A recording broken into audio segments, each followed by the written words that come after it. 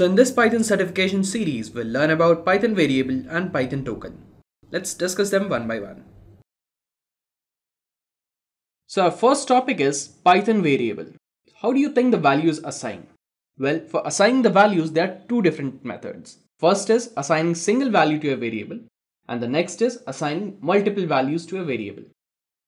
So let's start with assigning single value to a variable. You know what? Unlike Java or C++, you don't have to add any data type for a variable. Just specify the name of the variable, for example, a equal 10. So depending on your data, Python will automatically detect the data type of your variable, which in this case is integer. Alright, let's see other example. Suppose we have a name as Victor. So Python will automatically detect that this name variable is of data type string, since it stores the string value.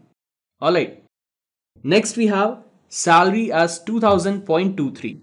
So since 2000.23 is nothing but a floating type, so automatically Python will detect that salary is of a data type float. You don't have to specify a data type to a variable. Alright, let me just show you this example in our Jupyter notebook. For example, I need to store an integer value. So I'll name a variable like a equal 10. 10 is integer and I'm not specifying any data type for it, right? Hit enter. Since no error is appearing, so I guess it's correct.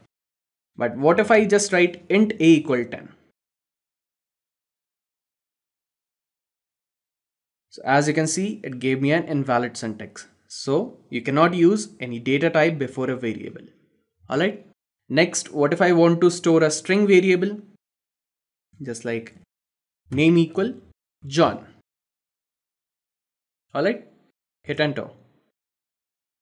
Similarly, for a floating data type, salary or any variable name equal 2023.234. Alright. It's as simple as that. Alright. So now that you have learned how you can assign a value to a variable, let's see how you can have multiple assignment to a same variable. Alright. So let's suppose you are assigning three variables as a equal 10, b equal 10, and again c equals 10. So here we have three variables, and what you have to do, you have to assign the same value to all of them. So instead of assigning value one by one, what you can just write? You can just write a equal b equal c equal 10. Alright. And it will be executed without any error. Fine. Now this was simple. Now what if you have to assign different value to each variable? For example, I have a variable as x equal 20, y equal 30, and z equal 40. So in this case, what you can do for multiple assignment, you can just write x comma y comma z equal 20 comma 30 comma 40. It's as simple as that. Now let me just print any of the two variables and check if we are correct or not. So let's print y and let's print a. So yeah. So we got the output as 30 and 10. Y equal 30 and a equal 10. Even if you want, you can just check it by updating the value like a equal b equal c equal 20. And this is, make it something else like 40 and 50. And now print the value of y and a. So you'll get the value as 40 and 20. Alright. So this was about the assigning single value to a variable. We also learned about assigning multiple values to a variable. A equal b equal c equal 10, and this example we already did, right? And we got the output as 2010. Fine. So now that you know how you can assign value to a variable, so let's move ahead and start our discussion with some basics of Python. So I'll start with Python token. So what exactly is this Python token? Well, Python token is the smallest meaningful component, or it is a very basic component of the source code. The characters are categorized as one of the four classes of tokens that describe their functions. It can be a keyword, it can be a literal, it can be an identifier, or it can be an operator. Fine. So let's discuss them one by one, starting with keyword. So what are these keywords? Well, these keywords are some sort of reserved words which are designed for a specific purpose. You cannot use a keyword as a variable name or an identifier name. Some of the keywords in Python include for, if, del, break, continue, true, false, etc. You cannot use them as your variable. These words in Python have a specific purpose and have a specific meaning to it. Alright, let's move ahead. Next is the identifier. Well, it is the name which you give to your variable or to your function or to your class. For example, if you are defining a variable as a equal 10, then the word a or the variable a is defining the identifier. Alright. Well, before you start naming your variables or methods or class, you must know that there are certain set of rules or guidelines for naming an identifier. Let's see them one by one. So the first one is no character except the underscore can be used as an identifier. So what does that mean? Let's see. So you cannot have a variable name as 80 at the rate 123 equal something, any value. You cannot have a variable name like this. It will throw you an error. Alright. Or you cannot even have a variable like 80.we equal 20. Even this will throw you an error. Alright. But instead of it, if you write 80 underscore we, this would be perfectly fine. Alright. Next is keyword should not be used as an identifier name. This I told you earlier also, right? It's like if you are mentioning some keywords like if equal 10, obviously this will throw you an error. Or you're writing while equal 10, then this will give you an error. You cannot use any keyword as a name of an identifier. That is a name of a variable, a class, object, or a function. Alright. Next is Python is case sensitive. That is var with capital V and var with small v are two different identifiers. Let me show you this. Suppose I mention a equal 20 and capital A equal 10.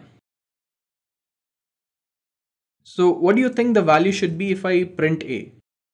Would it be updated to 10 or would it be same as 20? Well, let's see. So the output is 20. So it means that small a or the a in smaller case and a in uppercase both are treated differently in Python. Print capital A. Alright. So let's move ahead. Next and the last one is first character of an identifier can be a character underscore but not a digit. Well, what does this mean? 1 to 80 equal 10. This is wrong. 1 to or 41 at the rate RAC equals something. Even this is wrong. But what you can do instead, you just specify underscore before this. Underscore 41 RAC without the at the rate part, as no special character other than underscore is allowed, equal 10. So this thing will be accepted without any error. Fine.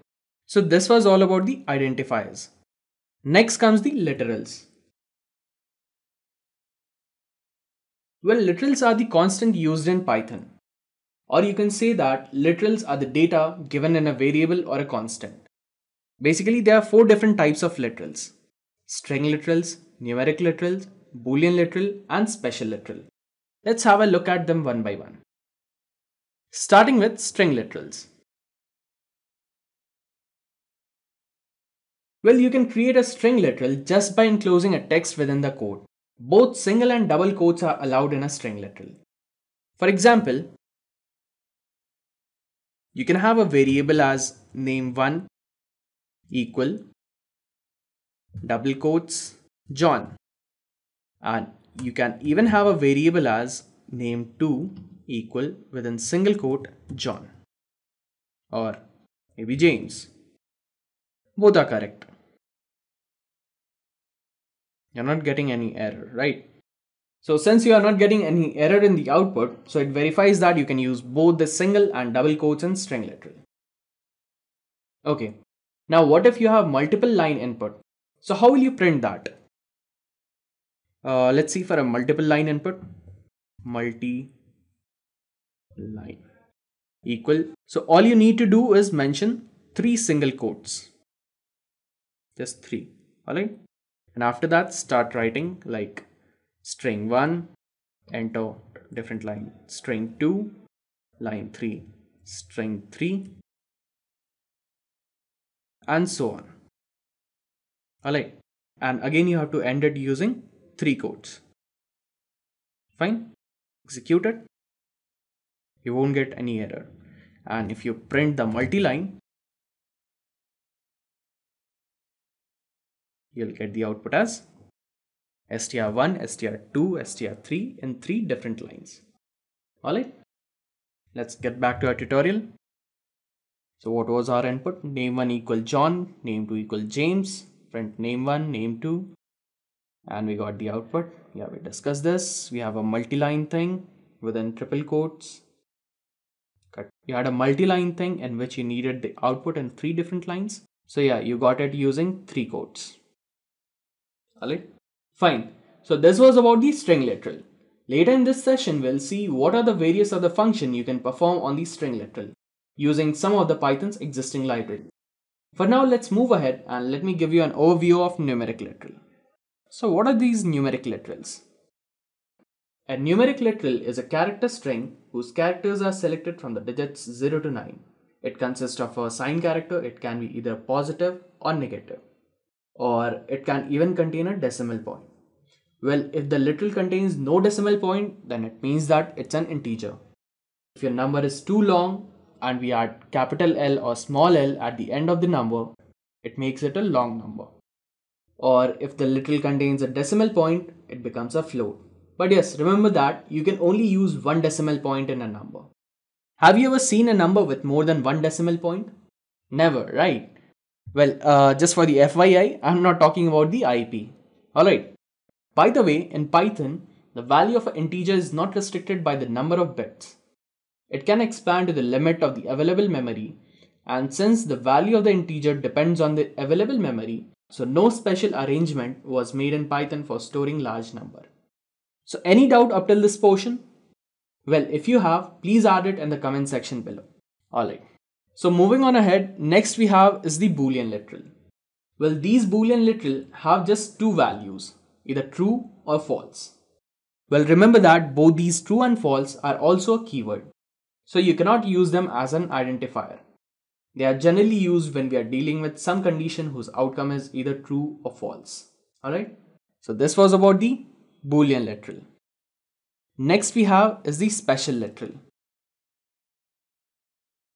Well, Python has just one special literal as none, which is used to specify the field that is not created. Well, if you are from a programming background or you just have a basic knowledge about C, C++ or Java, I think you must have heard about the keyword null, right? Well, if yes, then this null is nothing but the equivalent of null keyword in C, C++ or Java. Alright, so I hope that you guys have understood about literal. Well, there are many cases where you can use none. Let's see an example. It's a self-explanatory example, just go through it and we'll proceed.